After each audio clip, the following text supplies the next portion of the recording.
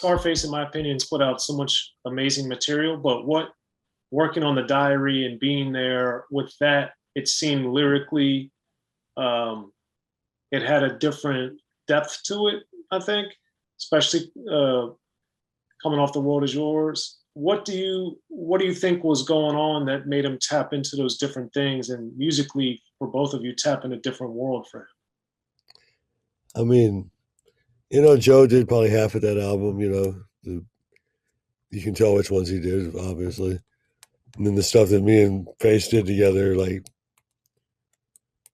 Seen a Man Die, that. I mean, Joe worked on that after the fact, but that was me and Face's song at first. Joe redid the drums. Um, that shit. I mean, it was whenever he got shot. And his Rudy got shot, his bodyguard got shot in the Waffle House, and that just opened him up to rapping about some crazy shit to me. And then we were real heavily influenced by Pink Floyd, so I started doing all the reverbs on the voices and shit, and the backgrounds.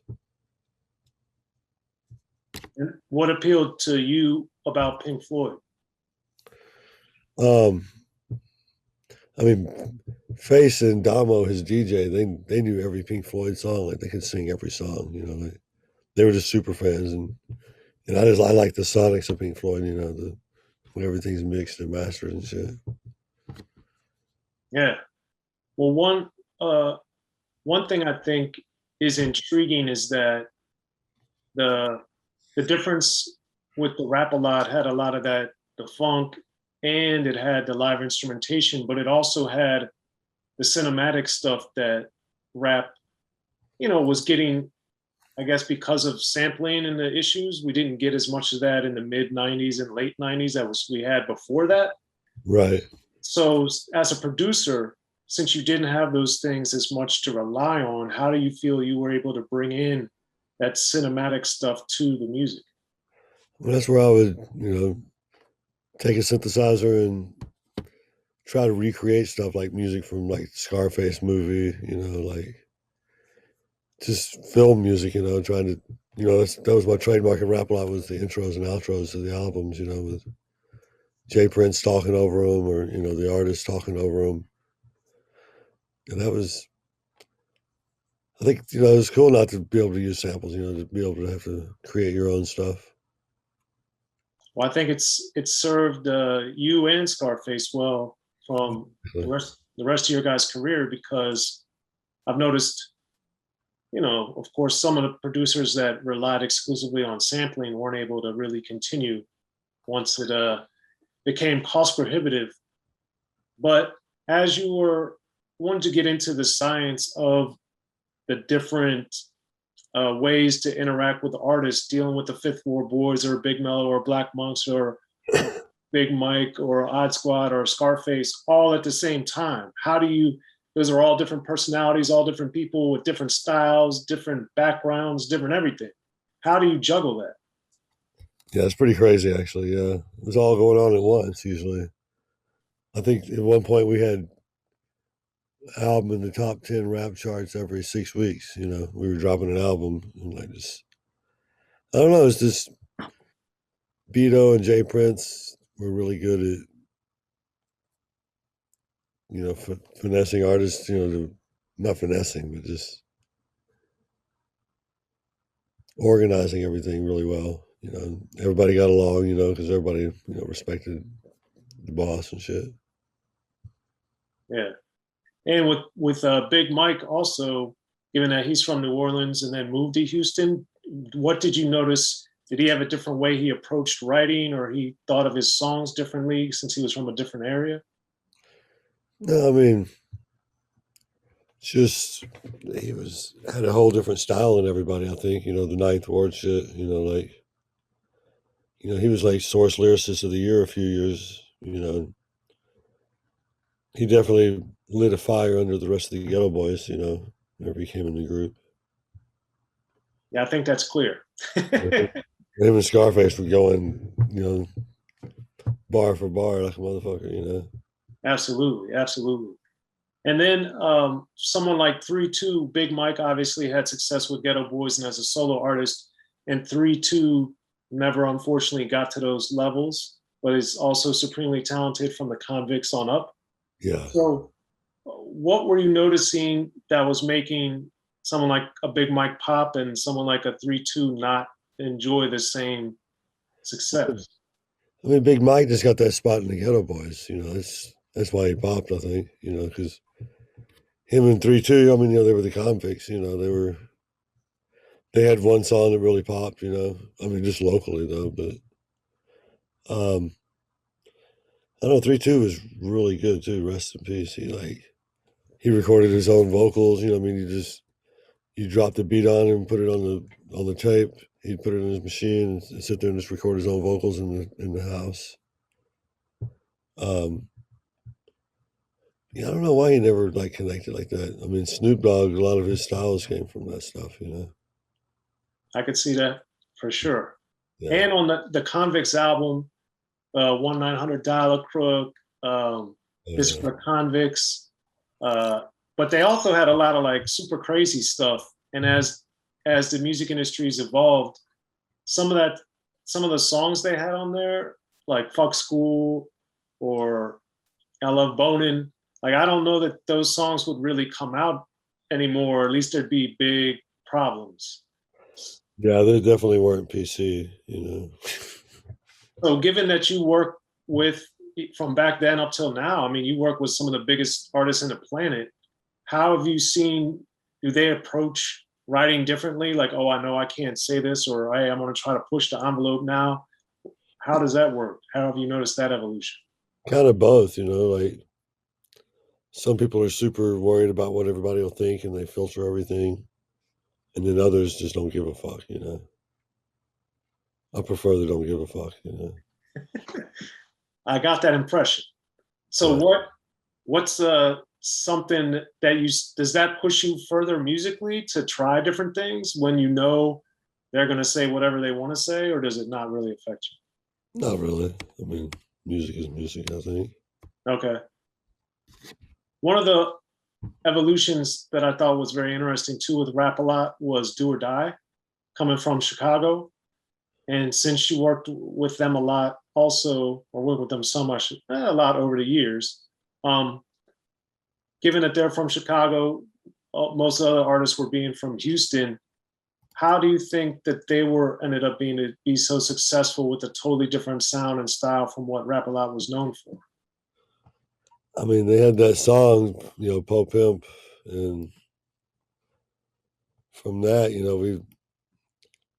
they really influenced Rap a lot. I think after they came, they had their single going, and they came in with me. We did some of the really kind of South stuff, like the slow beats with the super fast raps.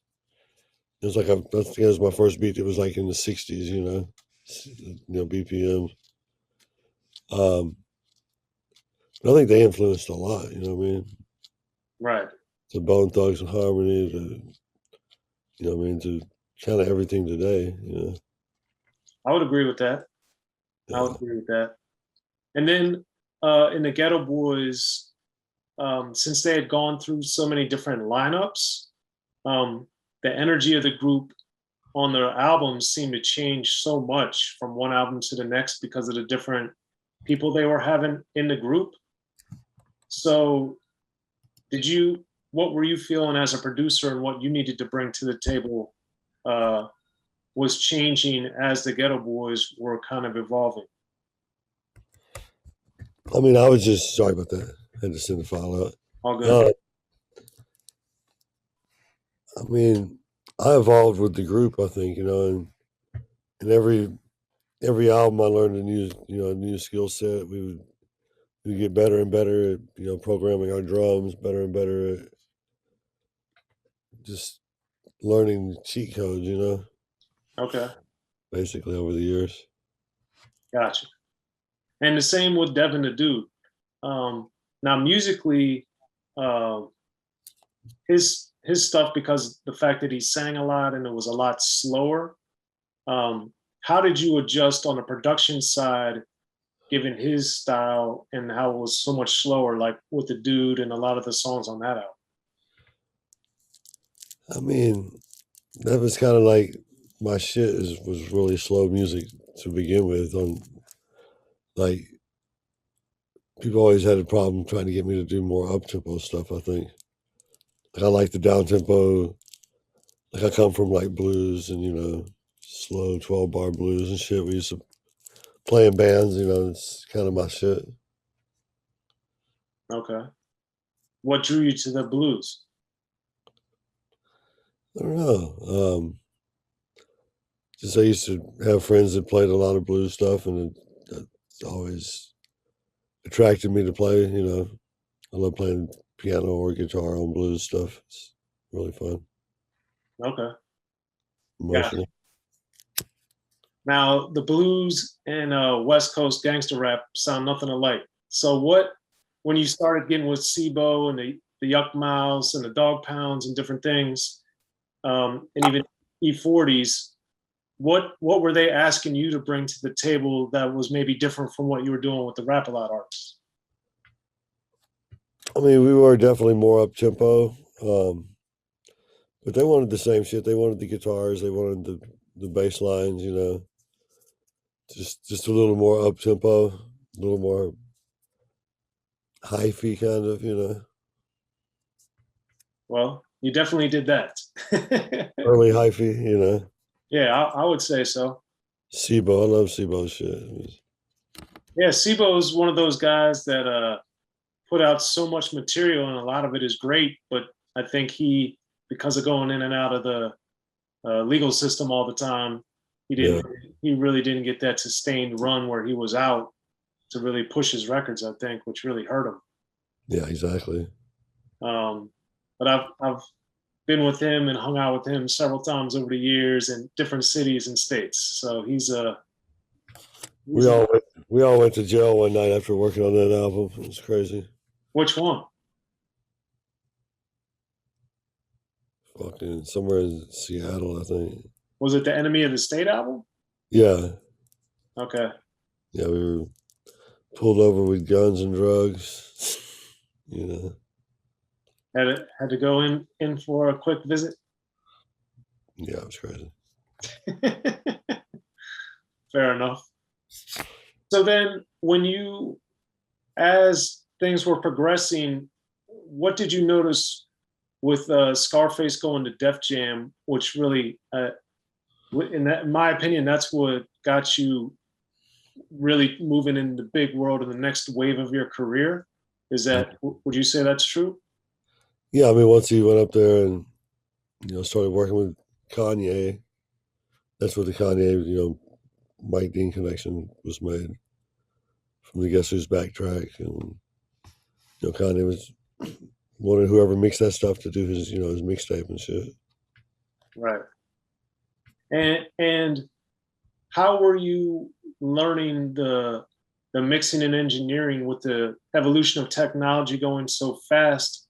How did you stay up to date with that while making all these beats, while traveling, while working with dozens of different artists from all over the country? How were you managing all that? Yeah, it's just a lot of work, man. Staying on the bleeding edge of technology. Right. But you always got to have the newest shit. Okay. You don't have to, but it's good. If you don't keep up, it'll just pass you by. You know what I mean? Right. That's definitely true in all forms of life. Exactly. Yeah. So, given that you do or have for a long time and did work extensively with Kanye, and that became such a focal point of what you were doing, what made you comfortable to focus on that as opposed to doing as much with so many different artists all at once? I mean, with Kanye, we would lock in and focus for a year and a half on the album. Now I work with too many artists now to really lock in like that with anybody. So I like to just do a lot of different projects. I kind of have ADD. I don't like to focus on small things. I like to have a lot of things going on. Given that you've always worked on so many things and you have, according to you, ADD and all this stuff, what made you be able to do that with Kanye so you focus on a graduation or 808s and heartbreaks what made you focus in like that and ditch the other stuff, or at least not do it as much? Um, I don't know, just knowing that we were going to make some great shit, just wanted to be locked in on it. I mean, I kept, I was always doing other stuff on the side, but just not as active as I do now. Yeah, the volume wasn't as tremendous, Exactly. which is always interesting since you had done so much work on so many albums that I loved. I was just curious what made you focus in on that.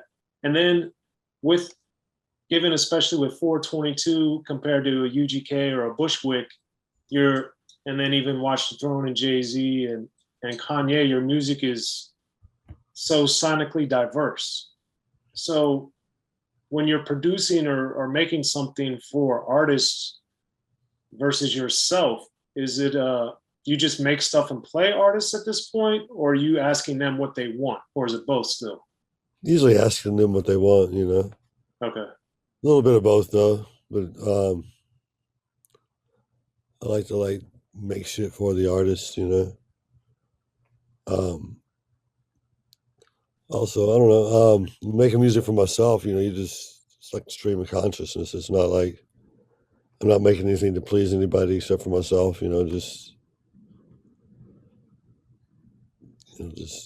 musical masturbation. No, Okay. no. And then as your careers progressed too, again with Travis Scott, Beyonce, Jay-Z, Frank Ocean, how have you seen your evolution as a producer and how you think is different from the UGK, Big Mellow, Bushwick days to doing the stuff you've done the last 5 or 6 years? Just more, just getting better and better quality, I think, upping my game every year, trying to get better and better. Sonically, musically, more diverse. Okay.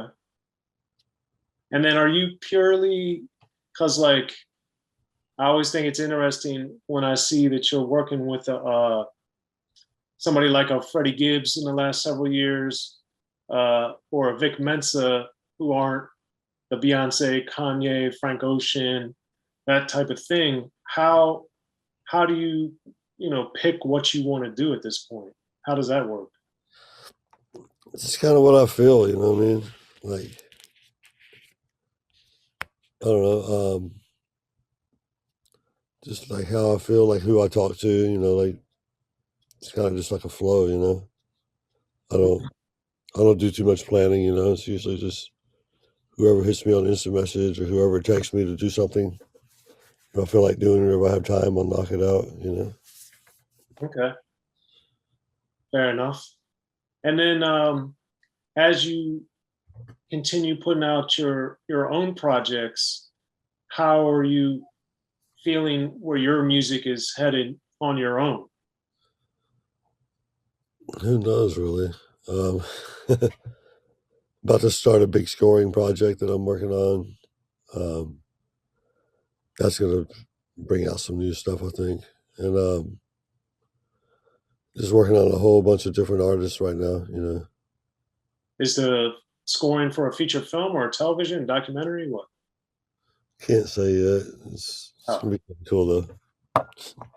okay, fair enough. But yeah, there's a lot of stuff cooking.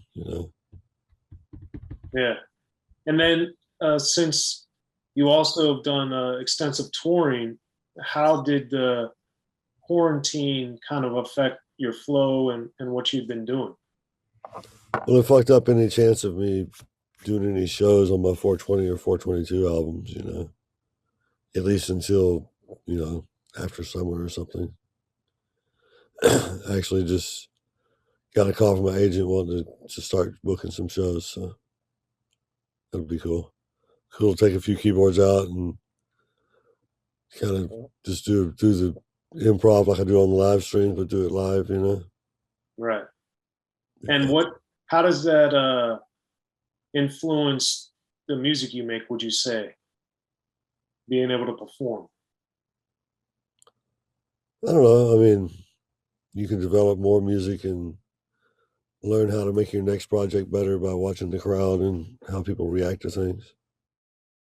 Be sure to check out the History of Gangster Rap by Soren Baker. He's official. History of Gangster Rap features exclusive interviews with Ice-T, Snoop Dogg, MC Ren, the D.O.C, and dozens of others. The History of Gangster Rap, a definitive look at how Los Angeles changed rap forever. In Los Angeles, the streets definitely set the tone of the hip-hop music. At 19, I got a $50,000 car. My whole angle always was, I'll be street, but I will always tell you the horrors that go along with this life. There will be penalties and casualties for just wearing the wrong color in somebody's neighborhood. And once gangster rap made it from the streets to the TV, the genre exploded. With Fab 5 on Your MTV Best with NWA. Yo MTV, it just catapulted us from being local heroes to national gangbang rappers. The History of Gangster Rap discusses it all from 1980 up till today. It's always gonna be shit happening in the streets.